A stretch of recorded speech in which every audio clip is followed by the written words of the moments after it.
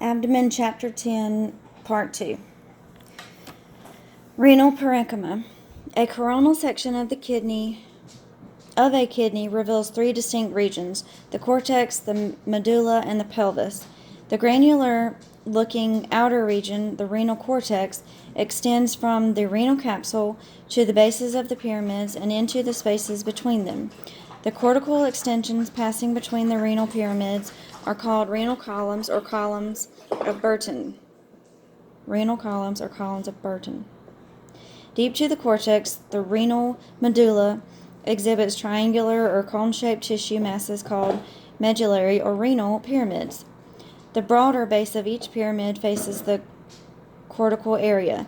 Its apex or papilla points are directed towards the center of the kidney. The striated or striped appearance of the pyramids is due to the presence of straight tubules and blood vessels. Surrounding the renal sinus, the two distinct areas of the kidney parenchyma, the cortex and medulla, can be separately distinguished sonographically. Differentiation between cortex and medulla is clearest in thin patients and in children.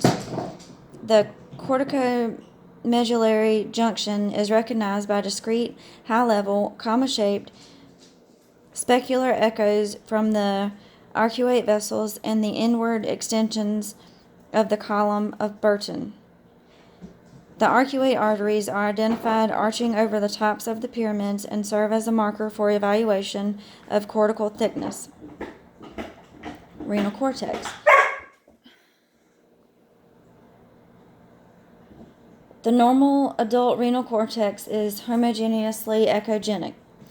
In the traditional classification, echogenicity of the cortex is less than that of the liver, spleen, and renal sinus, although studies have shown that the cortex may appear isoechoic with the liver in adults with normal renal function. In neonates, the renal cortex is normally isoechoic or hypoechoic compared to the adjacent liver and spleen.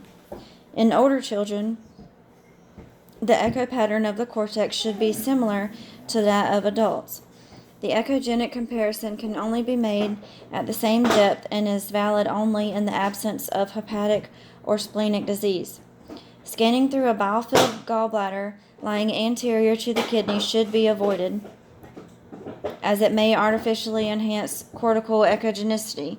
A hyperechoic cortex is abnormal and should make the sonographer suspicious of renal medical disease.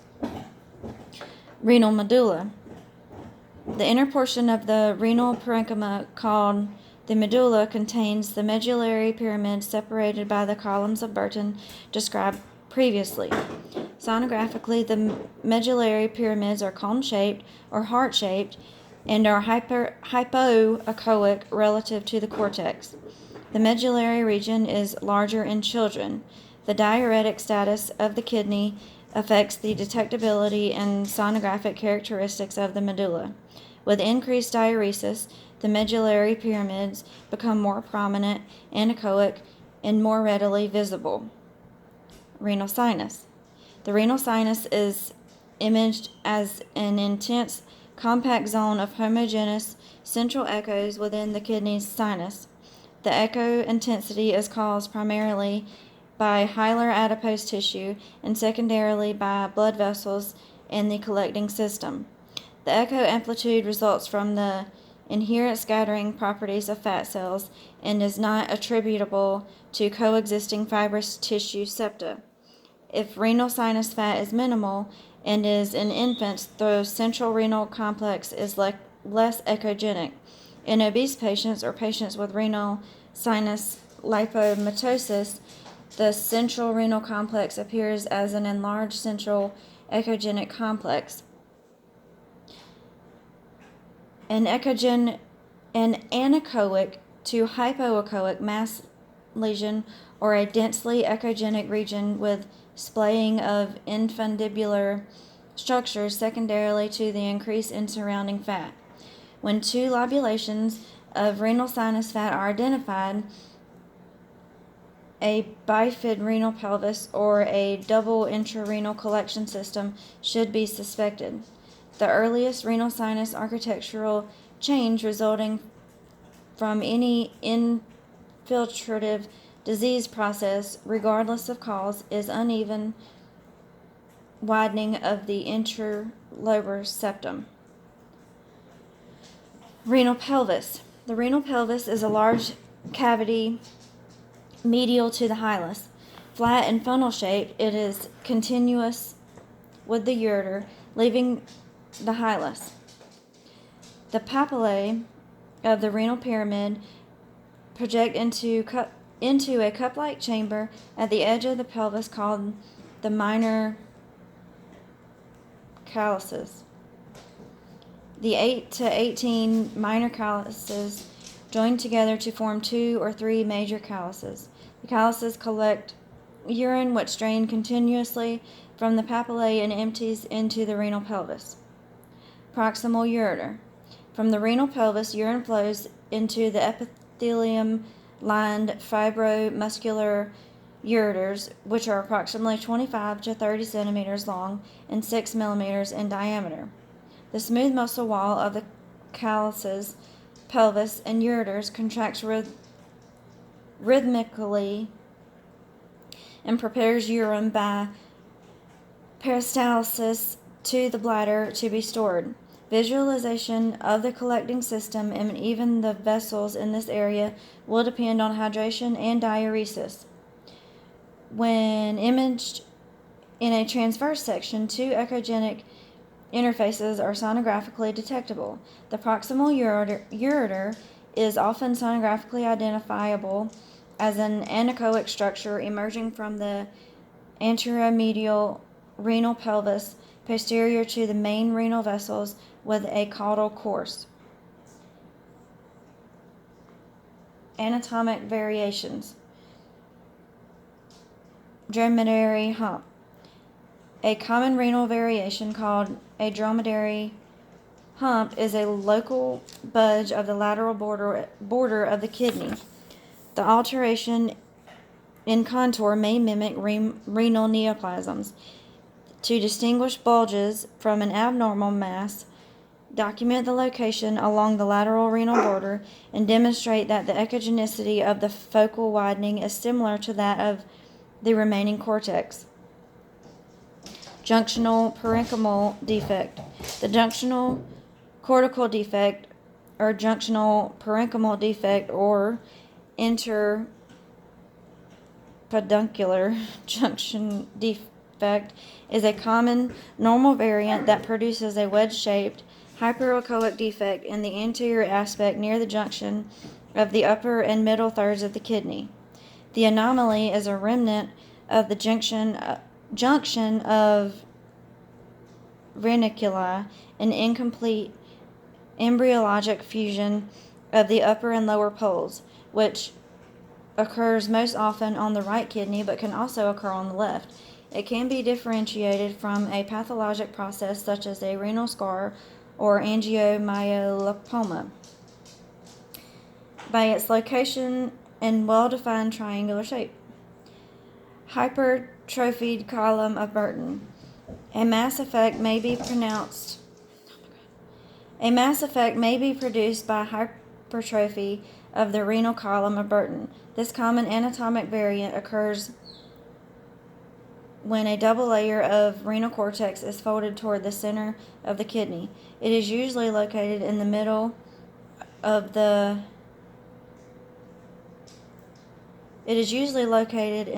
third of the kidney, more commonly on the left kidney than the right. The image should have the following characteristics. 1. It indents the renal sinus laterally. 2. It is clearly defined from the renal sinus. 3. Its largest dimension is less than 3 centimeters. 4. It is continuous or contiguous with the renal cortex. And 5. Its echogenicity is close to that of the cortex. Renal sinus lipomatosis.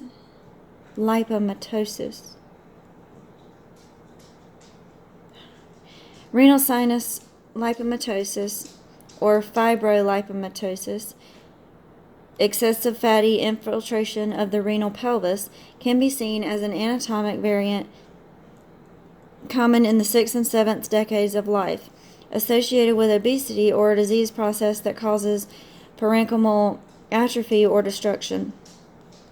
Sonographically, lipomatosis may present as an enlarged, well-maintained reniform kidney that is outlined by the hypoechoic rim representing the residual parenchyma, renal capsule, and thick renal fascia.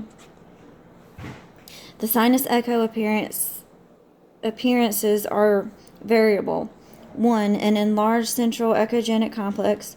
2. Adipose tissue may be relatively anechoic to hypoechoic, giving the impression of mashed lesions. Or 3. Adipose tissue that may be densely echogenic. The differential diagnosis includes infection, atrophy, and hydronephrosis. Extrarenal pelvis. Sonographically, the normal renal pelvis appears as a triangular structure lying within the renal sinus, and its axis is pointed inferiorly and medially. An intrarenal pelvis lies almost completely within the confines of the central renal sinus and is usually small and foreshortened. The extrarenal pelvis lies outside the renal sinus and tends to be larger, with long major calluses. On sonography, the extrarenal pelvis appears as a central cystic area located partially or entirely outside the kidney. Because it may mimic a pathologic condition, a transverse image should be obtained to document its continuity with the renal sinus. Renal vasculature. The renal arteries are identified entering the hilus posterior to the renal veins. They are not visualized as frequently as the veins, and care must be taken not to confuse them with the crew of the diaphragm. Longer than the left renal artery, the right renal artery courses posterior to the IVC. The renal veins are visualized at the same level as the renal arteries. The right renal vein size is altered by respiration and transmitted pulses from the IVC. The left renal vein can be seen coursing between the SMA and the aorta to enter the lateral aspect of the IVC. The narrowing of the left renal vein between the aorta and the SMA is termed the nutcracker phenomenon. The vein is the nut between the two arteries, which represent the nutcracker, and should not be mistaken for pathologic change. The prominence of the left renal vein and the incompletely imagined normal aortic wall adjacent to it may give the false impression of a left renal artery aneurysm. In a patient with renal cell carcinoma, determining the patency of the renal veins is an important aspect of staging the disease. Venous tumor thrombus is diagnosed by the sonographic appearance of diffuse, low-intensity intraluminal echoes or focal nodules. With or without luminal distension, Chapter 4 covers the renal hilar vasculature, and Doppler evaluation of intrarenal vasculature is discussed in the scanning technique section of this chapter. Microscopic anatomy. Nephron. The cortex and renal pyramids together constitute the renal parenchyma, containing the kidney's basic histologic and functional unit, the nephron. Each kidney contains more than 1 million nephrons. Each nephron consists of 1. A renal corpuscle, an enlarged terminal end consisting of the glomerular capsule and its enclosed glomerulus. 2. A renal tubule divided into a proximal convoluted tubule, a paranephric loop, the loop of Henle, and a distal convoluted tubule, and 3, a vascular component. Table 10.3 describes the nephron's anatomy. Nephrons are frequently classified into two types: a cortical nephrons. Glomerulus is located in the outer cortical zone, and the remainder of the nephron rarely penetrates the medulla. Physiology. To carry out the normal kidney functions of removing waste from the blood and regulating its fluid and electrolyte content, approximately 1,100 to 1,200 milliliters of blood passes through the kidneys every minute. This represents 20% to 25% of the total cardiac output transported by the right renal artery and left renal artery. The enormous blood flow is related to the fact that for the kidneys to maintain blood homeostasis, a considerable amount of blood must pass through the kidneys. More than 90% of blood entering the kidneys perfuses to the cortex, containing the nephron, and only a small amount of the blood supplies the kidneys' nutritive needs. The kidneys, which process about 180 liters or 45 gallons of blood-derived fluid daily, are involved in both excretory and regulatory activities. Of the total amount of blood-derived fluid circulated through the kidneys, 99% is filtered and returned for circulation, whereas only about 1% is eliminated from the body as urine. The body depends on the efficient functioning of the glomeruli and the renal tubules, nephrons, and collecting tubes to filter the entire plasma volume approximately 60 times a day. As the smallest structural unit capable of producing urine, the nephron is so important that 1/3 of the nephrons must function simply to ensure survival. 3 important nephron functions are: 1. Controlling blood concentration and volume by removing selected amounts of water and solutes. 2.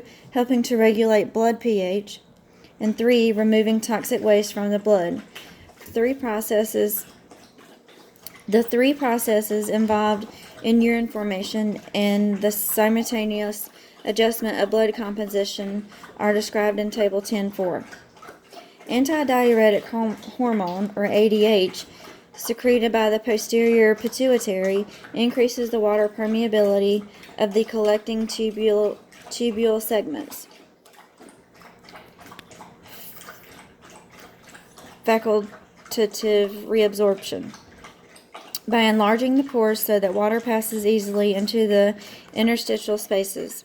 Responsible for maintaining the body's fluid balance, ADH secretion increases in the event of increased water loss, sweating or diarrhea, or reduced blood volume or blood pressure or hemorrhage.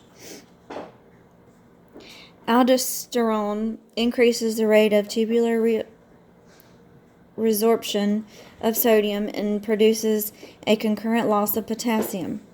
Extracellular excess of potassium promotes aldosterone secretion, which in turn produces an increase in potassium excretion and sodium retention by the kidneys. Aldosterone secretion is also controlled by the renin-angiotensin system. Renin increases in response to decreased blood pressure in the afferent arteriole secondary to sodium depletion or to a change from the supine to the upright position. Renin acts as a catalyst on certain plasma proteins to produce angiotensin 1, which is converted to angiotensin 2 by proteolytic enzymes. Angiotensin 2 increases systemic blood pressure.